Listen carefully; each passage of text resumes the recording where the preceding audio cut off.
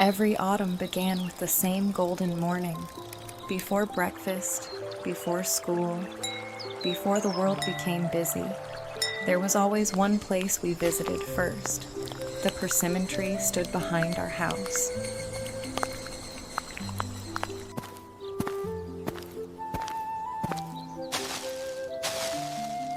Father always inspected the tree first. Mother always prepared the basket, as if harvest day were a small family celebration. My sister and I never needed to be called. We always knew when harvest day had arrived. To me, it felt like the biggest tree in the world.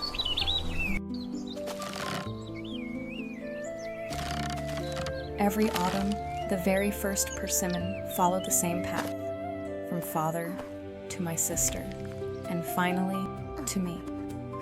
At the time, I thought the tree was the heart of our backyard.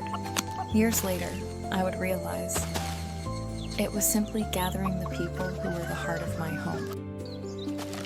Harvest Day always felt like a festival, not because of the fruit, but because everyone had a role to play. Father harvested the fruit. Mother guarded every treasure below. My sister could always reach places I couldn't.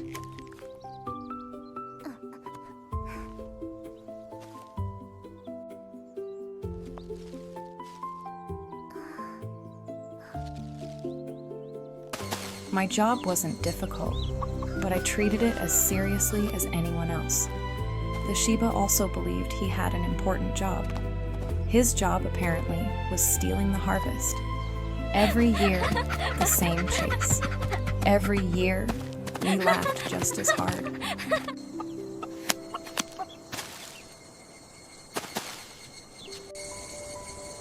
Back then, I thought the tree would always be this full, and that our family would always gather beneath it. The tree gave us fruit, but what it really gave us was another autumn together.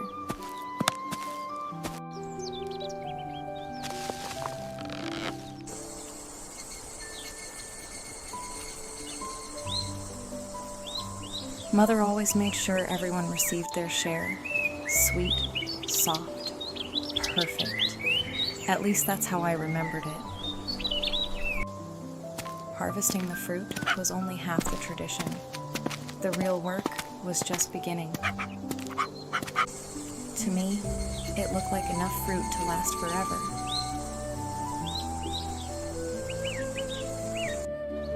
Mother always peeled the first one.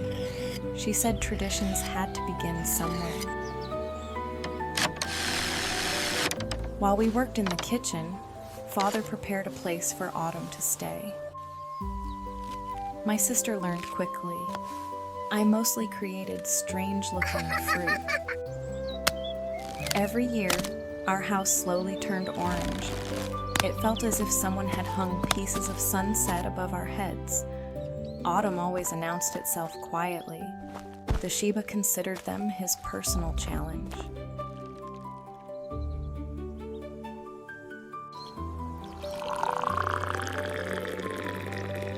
Some of my favorite memories were the quiet ones.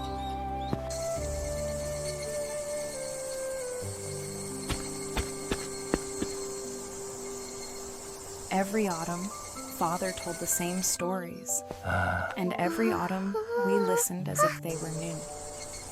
I think that was the moment autumn felt most beautiful. Day by day, autumn worked quietly. The fruit changed a little each day, so slowly that nobody noticed. Life continued beneath them, as if the season itself were hanging overhead. Then one afternoon, the wind began to change.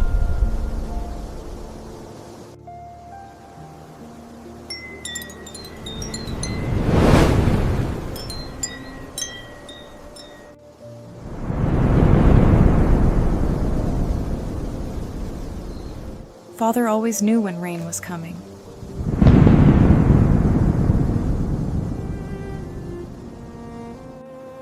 Then came the annual race against the weather. The storm turned us into a perfectly organized team.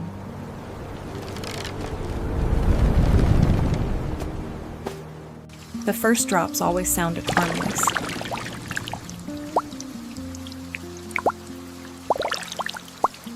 Even the old tree seemed surprised.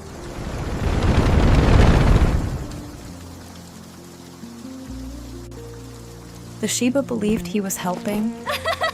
Results were mixed. Once we were already wet, there was no point worrying about it.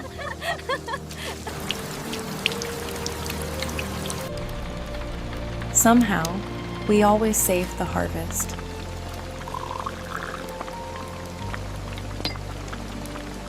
The tree had survived countless storms before us, and countless storms would come after. Of all the things that faded into the rainy night, the soft golden comfort and the warmth of our house remained with me.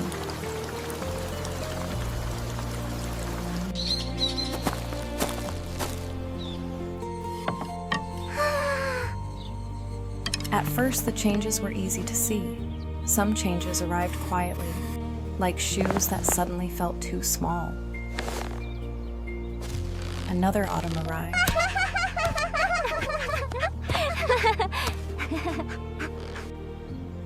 Then another.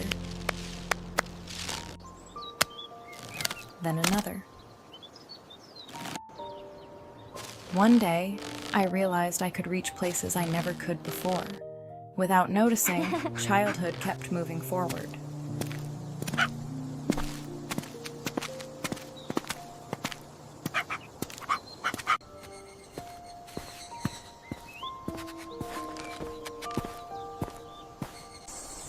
We thought we were taking a picture of a harvest.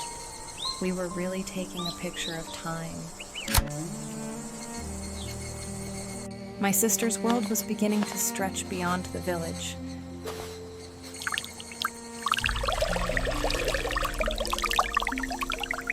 Other changes were much harder to see. So hard, in fact, that I barely noticed them at all. Even the Shiba was beginning to prefer naps over adventures. The tree seemed exactly the same, which is why we never noticed everyone else changing.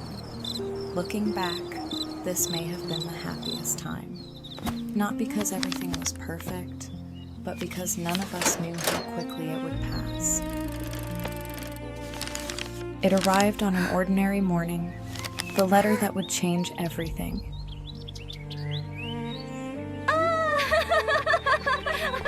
Everyone seemed happy, so I tried to be happy too. My sister had always looked farther than the rest of us, beyond the fields, beyond the mountains, beyond home.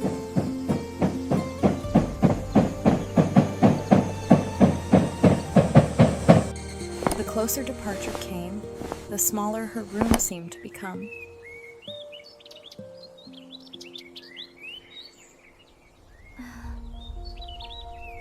I didn't know what to say, so I said nothing. I thought she was packing things. What she was really packing was part of my everyday life. At the time, I believed promises could stop time. The day arrived much faster than I expected.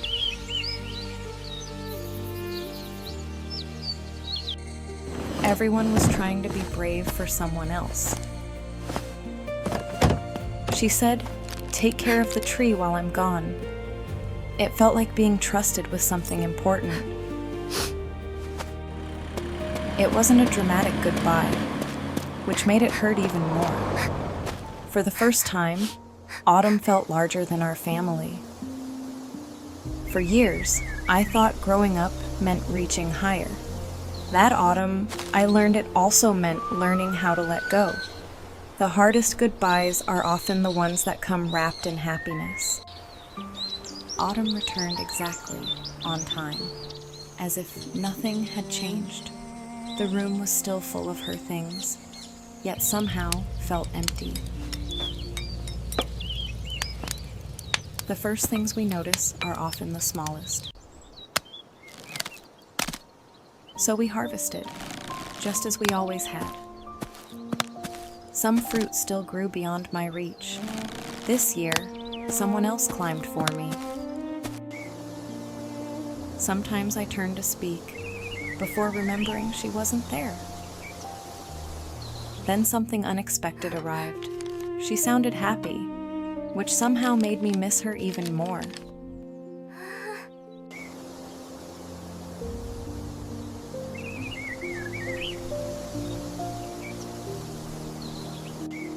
The city looked enormous.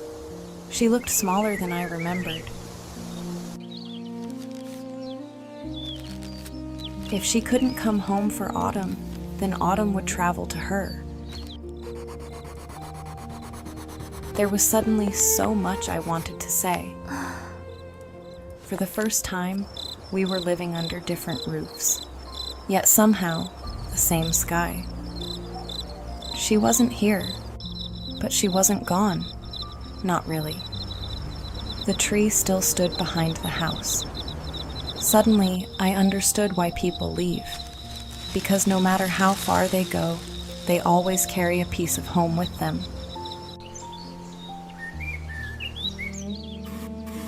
One morning, I realized I had become taller than my sister's last mark on the wall.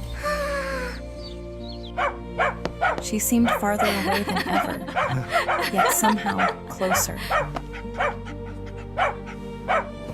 Her life kept growing larger, just as ours kept moving forward.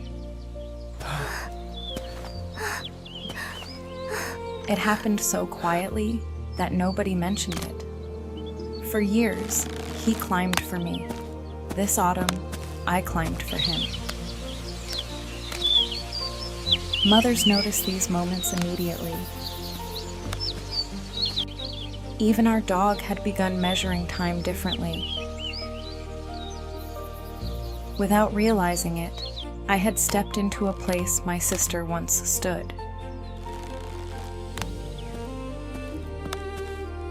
The chair was still empty, yet no longer felt strange. Some people leave home, some people stay, but time carries everyone forward. I understood something the tree had known all along. Seasons don't stop. They simply keep moving. And whether we were together or apart, the tree continued to wait for us. Another autumn arrived, and like every autumn before it, the tree was ready. Then something unexpected happened. She's coming home. 3 words that somehow made the entire world brighter. Home began preparing for her return long before she arrived.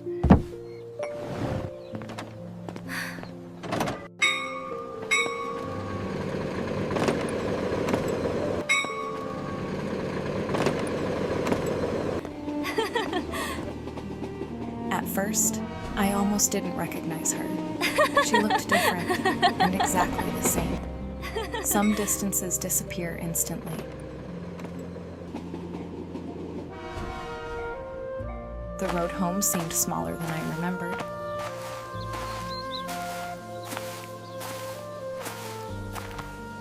And there it was, waiting exactly where she left it. Some places remember us, even when we are gone.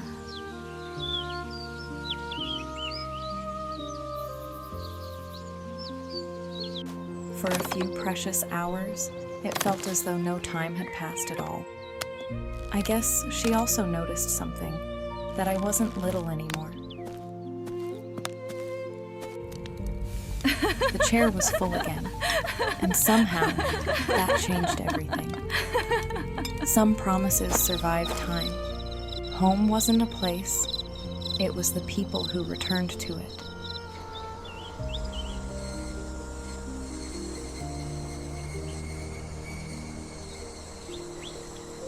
There are moments that arrive twice in a family. Suddenly, I understood exactly how my sister must have felt. Happiness and sadness arrived together.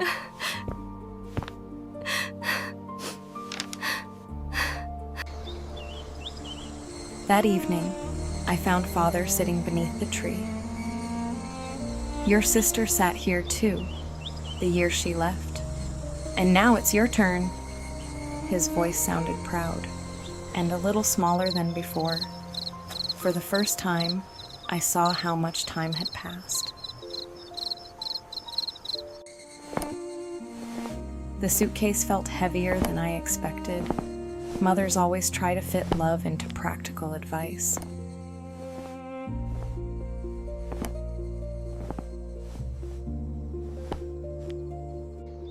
The tree had witnessed this moment before. For years, he climbed first. And now it's my turn. The fruit wasn't lower. I had simply grown taller. Some traditions are never spoken aloud. The road was the same, only we had changed. Keep it for me until I come home.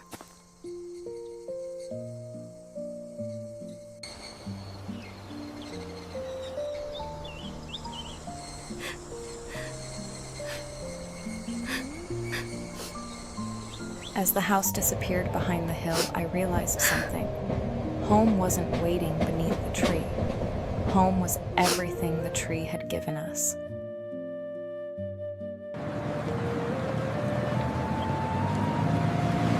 I had spent years building a life far from the village.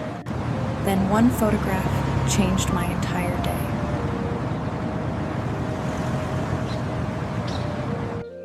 Some invitations don't need many words.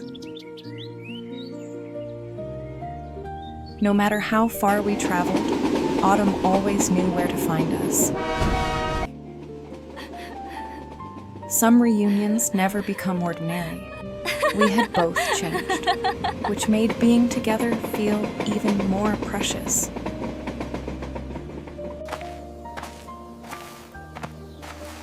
Places don't shrink. We simply outgrow our memories of them. That was when I realized how long we had truly been away. Some moments are too important for words.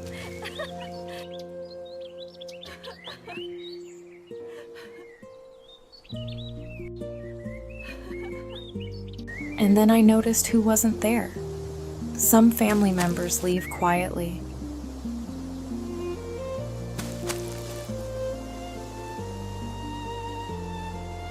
For the first time, the tree looked old. Every autumn was still here, hidden inside the wood. Without realizing it, we had become the strong ones.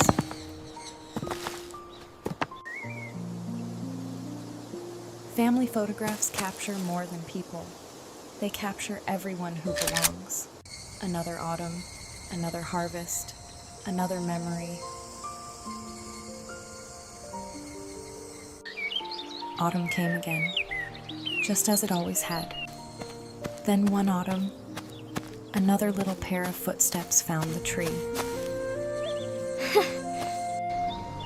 Suddenly, I heard my own childhood. Every autumn still lived inside this tree.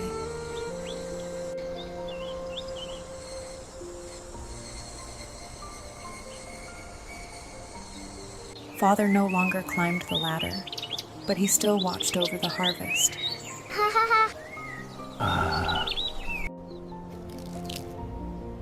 Some traditions become part of a person's hands.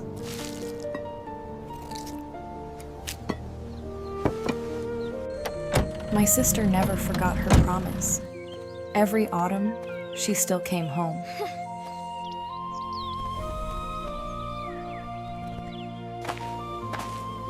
Once, she climbed for me. Today, she climbed for another child. The tree had never stopped giving. We were no longer just a family. We had become generations. Every autumn gave us another photograph. Every photograph became another season we could hold on to. When I was little, I thought the persimmon tree gave us fruit. But over the years, I learned it was giving us something far more precious. A reason to gather, a promise to return, and a place where love could quietly grow, season after season.